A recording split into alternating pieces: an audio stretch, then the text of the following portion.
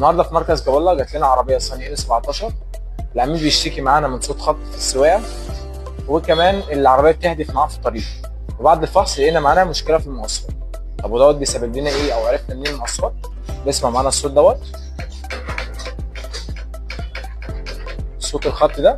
وكمان جلب المقصات بتكون متأكد.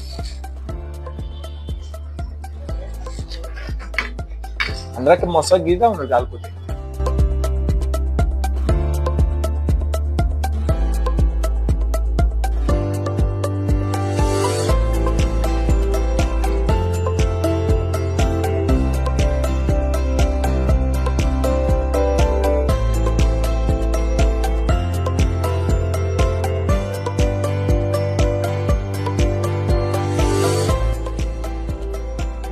وكده العربيه جاهزه على التسليم.